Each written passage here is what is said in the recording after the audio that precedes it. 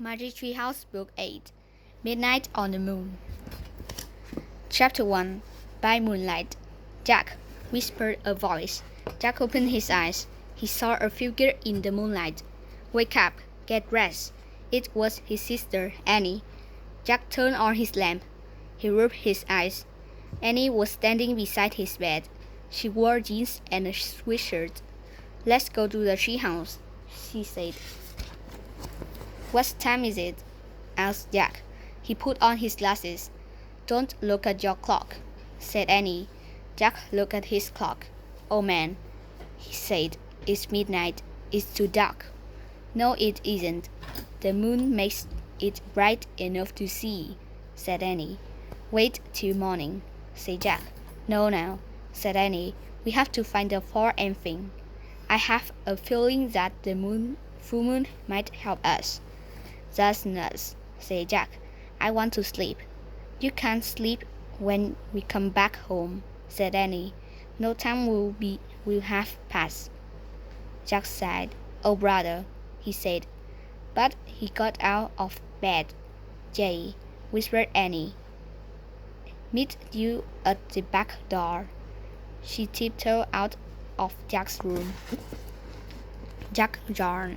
He pulled on his jeans and sneakers and a sweatshirt. He put his notebook and pencil into his bag. Then he crept down the stairs. Annie opened the back door. Quietly, they stepped outside. Wait, said Jack. We need a flashlight. No, we don't, I told you. The moon will light our way, said Annie. And she took off. Jack sighed.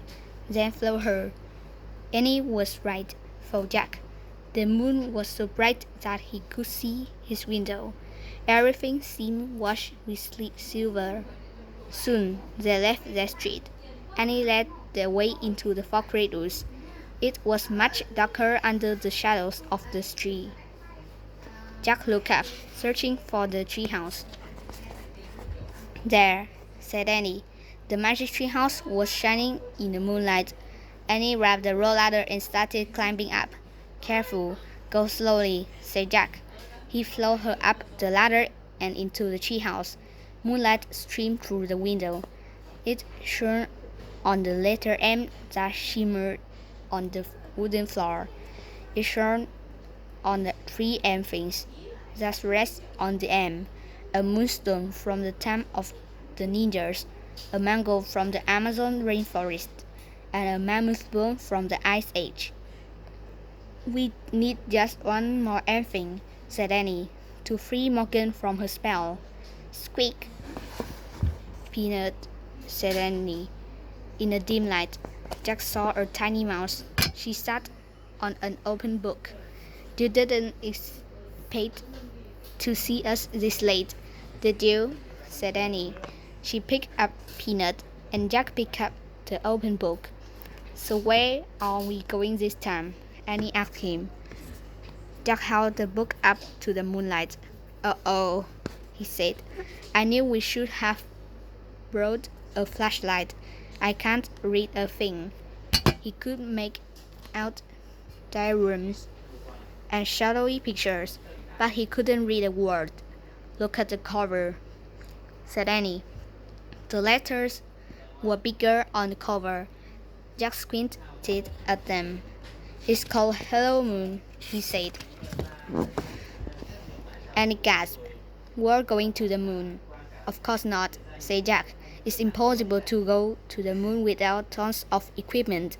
Why, there's no air. We couldn't breathe. Not only that, we'd boil to death if it was day and freeze to death if it was night. Jack, said Annie, so where do you think we are going? Maybe a place where people train to be astronauts, said Jack. That sounds neat, said Annie. Yeah, said Jack. He'd always wanted to meet astronauts and space scientists. So say the wish, said Annie. Jack opened the book again. He pointed to a picture of a dome-shaped structure. I wish we could go there, he said. The wind started to blow. The treehouse started to spin. It spun faster and faster and faster. Then everything was silent. absolutely silent, as quiet and still as silence could be. Chapter 2 Space Motel. Jack opened his eyes. He looked out the window. The treehouse has landed inside a large white room. What kind of training place is it? Asked Annie. I don't know, said Jack. The room was round. It had no windows. It had white floors and a curved wall lit by bright lights. Hello, Annie called. There was no answer. Where were all the astronauts and space scientists? Jack wondered. There's nobody here, said Annie. How do you know? Said Jack. I just feel it, said Annie. We better find out where we are, said Jack. He looked at the page in the moon book.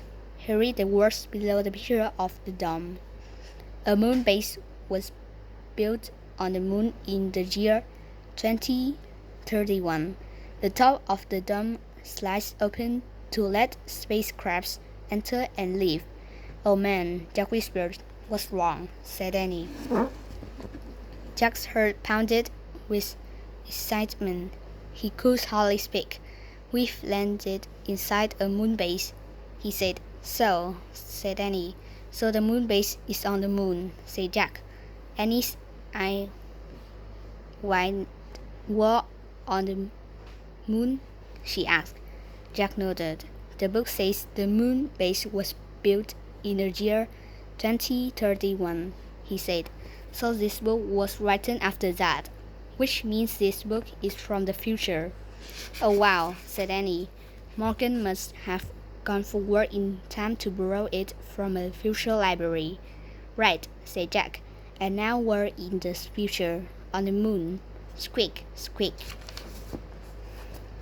Annie and Jack looked at Peanut. The mouse was running around the cycles. Poor Peanut, said Annie. She tried to pick the mouse up, but Peanut hid behind the mango on the ladder end. Maybe she's nervous about being on the moon, said Annie. She's not only the one, said Jack. He let out a deep breath. Then he pushed his glasses into place. So what's a moon base? Asked Annie. Jack looked at the book. He read aloud. When scientists visit the moon for short periods, they eat and sleep in the moon base, the space motel, said Annie. I guess, said Jack. He read more. The small base has a landing chamber and a room for storing spacesuits. Air and temperature controls make breathing possible. So that's why we can breathe, Jack said. Let's explore, said Annie. We have to find the four things for Morgan. No, first we should study this map, said Jack. He pulled out his notebook. You study it, said Annie. Jack copied the map. Then he drew in the treehouse, spacesuits, storeroom, rocket entry, landing chamber, treehouse, airlock. Okay, he said. He pointed at the X in his drawing. We're in here. Jack looked up. Annie was gone. Oh, brother, Jack said. As usual, she had left without him before they could even make a plan. Jack put the moon book and pencil into his pack, carrying his notebook and backpack. He started out the window. Squeak, squeak. Jack looked back at Peanut. The mouse was running back and forth on the end. Stay here and be safe, Jack said. Say Jack, we'll be back soon. Jack screamed himself over the windowsill. His feet touched the floor of the landing chamber. Annie, he called. There was no answer. Jack looked at this room. Their room. It showed only one way to go. Jack walked along the covered white wall to the stairs. He climbed the steps to a hallway. Jack, hurry. Annie was at the end of the hallway, standing in the airlock. She peered out a window in the giant door.